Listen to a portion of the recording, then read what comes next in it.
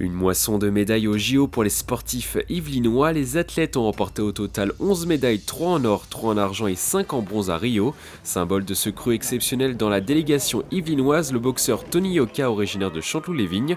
Le sportif a décroché l'or dans la catégorie super lourd. Je suis très fier de moi parce que j'ai commencé ici. On a tous connu Chanteloup-les-Vignes parce que c'était pas une très bonne ville. On n'a jamais vraiment eu l'occasion de briller à la télé, mais aujourd'hui de pouvoir montrer que Chanteloup-les-Vignes c'est pas que ça, qu'il y a comme moi, il y a d'autres sportifs ou il y a d'autres gens qui essaient de s'en sortir dans la vie. Aujourd'hui d'être la lumière de Chanteloup, ça fait plaisir.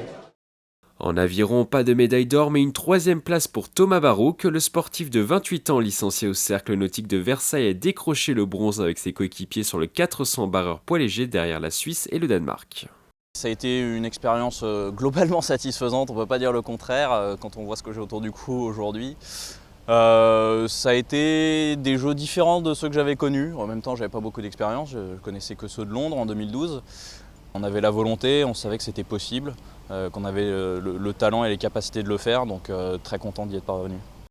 Médaillés de bronze également, les pistards de l'équipe de France ont quitté Rio avec un goût amer. Favoris des épreuves, Ligny-Montin, François Pervis, Grégory Boget, originaire de Maison-Lafitte, et le plaisirois Michael Dalmeida ont échoué dans leur quête de l'or olympique en individuel sur la vitesse et le keirin. Une déception pour le clan français. C'est un sentiment de déception parce qu'on attendait quand même mieux. Moi, on attendait mieux de moi en keirin, on attendait une médaille de moi en keirin, on attendait une médaille aussi en vitesse individuelle avec Grégory Boget, et pourquoi pas moi aussi. Et puis, même si on se doutait bien que la vitesse par équipe, ça allait être dur, on pensait quand même aller en finale 1 et 2. Et finalement, on fait troisième, c'est bien, mais c'est pas suffisant. Dans les sports collectifs, Laurie Salandre, originaire de Poissy, a réussi l'exploit de décrocher une médaille d'argent avec l'équipe de France de hand, une première historique pour le handball féminin français.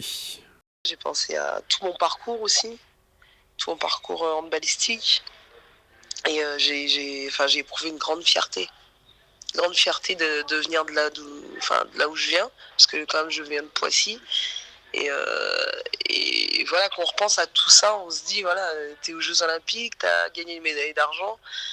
Voilà, c'est le rêve d'une vie qui s'accomplit, quoi.